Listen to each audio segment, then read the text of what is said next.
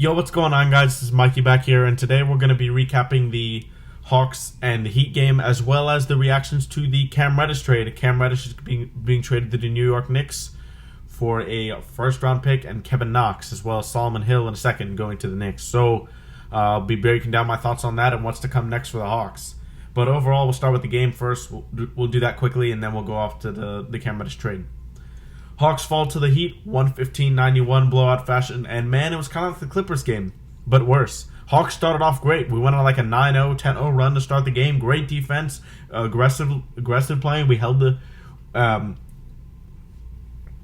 Heat to 21 points in the first quarter, and then after that, no defense. 35 points in the second, 30 in the third, 29 in the fourth. Hawks. Now here we go. 27 points in the first, 24 in the second, 16 points in the third quarter, 24 points in the fourth quarter. And now, it's just ridiculous.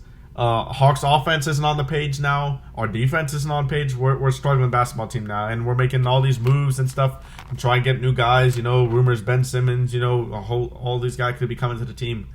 I mean, we need some jolt, some like shock into our system to get this into our heads that we can't just be lazy and get into the Eastern Conference Finals again. Like, we need to show some effort on defense, and right now our offense is sputtering as well. Trae Young not shooting well lately, so we've got to figure that out. But specifically in this game, man, Tyler Herro had another great game, great impact off the bench. Yurtsevin had a couple moments where he was effective. Well, Gabe Vincent off the bench for them was very effective. So the Heat had a bunch of guys scoring double digits tonight. They had 7 guys to score in double digits, and I'm pretty sure the Clippers did too against us. The Hawks, the only guy who played well really was Deandre Hunter. Trae didn't have a good night. Bogey didn't have a good night. He missed a ton of wide open threes. He started the game off well early, but couldn't do anything in the second half. And that's basically the story of the game. Not much there is to it.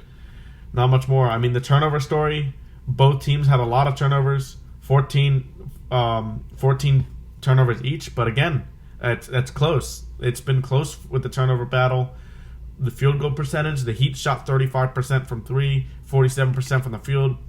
We shot 37% from the field and 28% from 3. That's 2 games in a row now that we've been in the 20s for 3-point percentage, and as a 3-point shooting team built around shooting, you know, this really hurts us. This hurts our identity, and when we're not knocking down open shots, we need to figure out some other way to score, like scoring in the paint. But with Clint Capella out, that's making it harder to do for sure.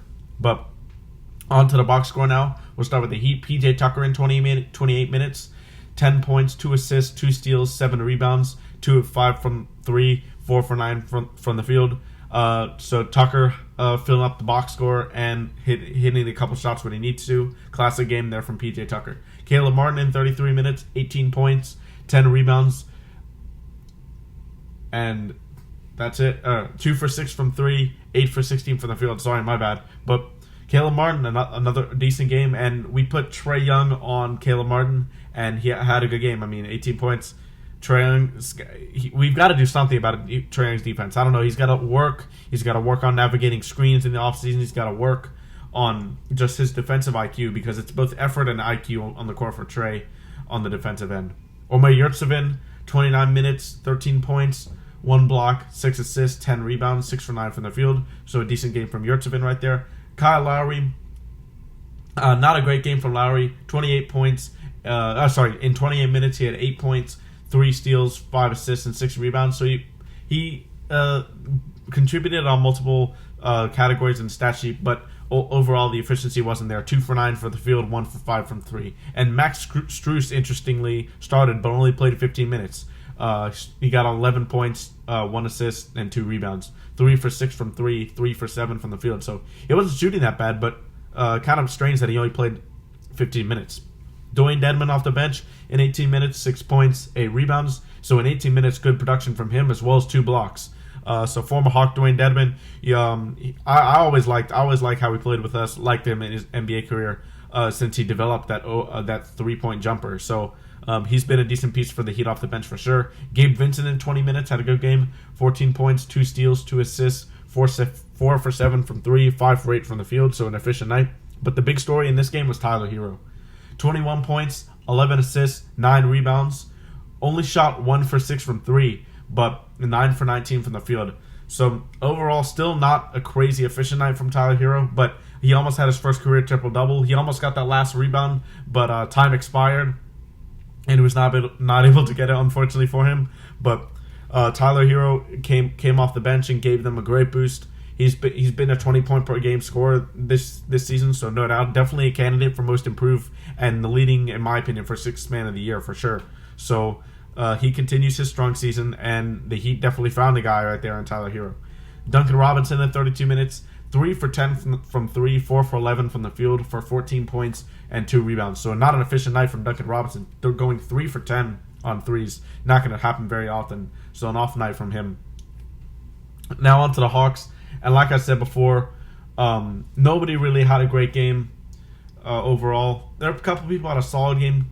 And John Collins is one of those. He had a solid game. 16 points, 2 assists, 1 steal, 11 rebounds, 3 for 4 from 3, 6 for 9 from the field. So Collins doing Collins things. You know, those that mid to high teens in scoring, that double-digit rebounds, and that ultra-high efficiency. 3 for 4 from 3, 6 for 9 from the field. So this is a classic John Collins game. They were actually double-teaming JC in the post to begin the game and thought they were going to take him out of the game, but great job by JC making in-game adjustments to have an impact on the game, but unfortunately could not get the win.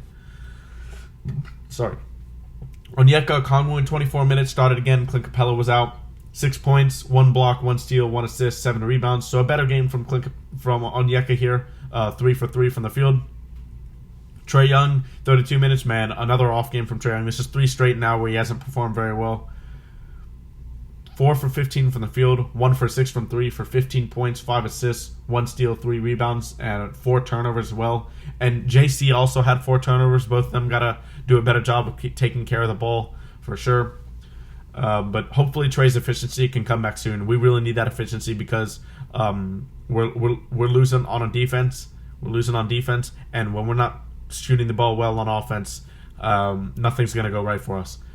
Bogey Bogdanovic, like I mentioned before, in 32 minutes, he started the game off well, but got cold at the end, going 3 for 11 from 3, 6 for 14 from the field for 15 points, 1 block, 1 steal, 2 assists, and 5 rebounds. And Bogey's slowly finding himself. The past 5 games, he's shooting from 3, about where he was last season, with the exception of this game in the second half. So if we see Bogey play like he did in the second half of last season, we start to see that. Be poised for a Hawks run if we have some effort on defense, and who knows what the trade deadline is going to bring if we get some defense there. So looking forward to seeing what Travis does. Timothé Luwawu-Cabarrot started again, 13 minutes, 4 points, 1 steal, 3 assists, and yeah, another bad game from TLC. I mean, there's not much more to say.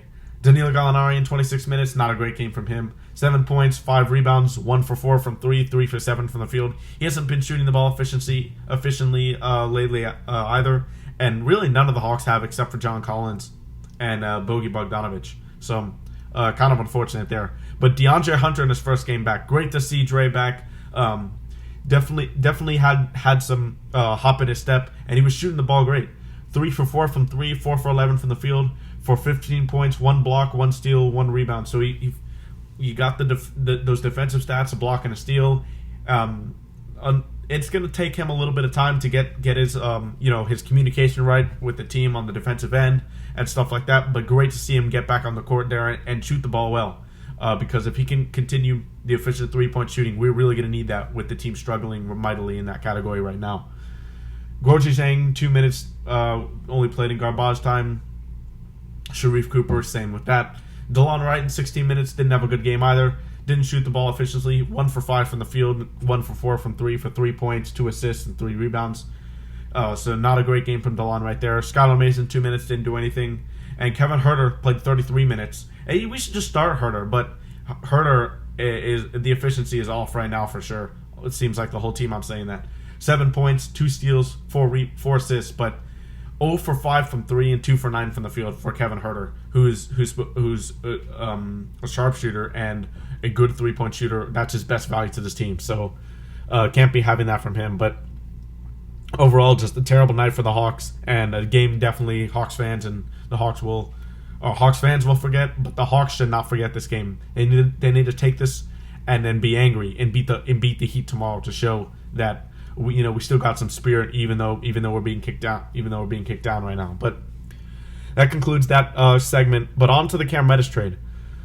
So here's my thing. The Hawks are setting up for something big. I think it's very clear. I think that guy is going to be either Ben Simmons or Brandon Ingram. Unfortunately, I think DeAndre Hunter or John Collins will be moved. I don't want that to happen, but I think unfortunately it will. But Ben Simmons, I think, can really help this team, especially in the defensive end. If we play fast, Ben Simmons is one of the best full court players in NBA history. We've seen it time and time again. And before he went down with all these mental struggles, and when he was an All-Star consecutive years, I mean, he was great. So I expect nothing less from Simmons if he comes to this team. I think he can have an impact on his team. And while the spacing, yes, might be an issue, Trae Young is such a wizard with the ball at creating something from nothing that I don't think it would be that great of an issue. And our defense would help us. He would help our defense a ton. And I think he'd want to prove himself here. Yes, the Hawks were able to, expose his weakness in the playoffs. But I think that's all the more reason for him to come out here and prove himself if he comes to Atlanta. Say, yeah, I may have contributed in a big way to losing that series for my other team. But, look what I could have done. And I'm going to do that here now. I'm going to show you guys why I'm a valuable piece and why you traded for me. So I think his mindset could change. And Ben Simmons can shoot. He just chooses not to. The free throws are a different story, but I'm talking about mid-rangers and even open threes. We've seen videos, we've seen stuff. So it's there. It's just his mental block. He has a mental block, and if that goes away, Ben Simmons becomes that perennial All-Star again. I think we could do a ton of damage with him. But it's really who the Hawks give up that's going to be more interesting.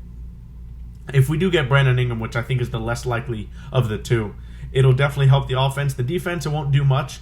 But having a second offensive creator and ball handler alongside Trae will take the pressure away from him in the fourth quarters. He'll be able to create his own shot, shoot over people with that great length at 6'8", 6'9", and he has a long wingspan. So he has the potential to be a good defender if he wants to, with the great length and wingspan and great leaping ability as well. So both guys wouldn't be terrible. I probably want Simmons over Ingram as of right now, but Ingram would not be bad at all either. So we'll see how it goes. But Travis Schlenk pretty much has confirmed there's big news in the making. The trade deadline is February 3rd, I believe. So the next 2 weeks, we got to keep an eye out because the Hawks will certainly be in a ton of rumors. So keep an eye out. Keep those Wodes, those Shams notifications turned on so you get the latest news. And any big trade the Hawks make, even if there's no recap for a game that day, I'll be reacting to that because it's definitely big news. And I want to give my thoughts to you guys as well for that.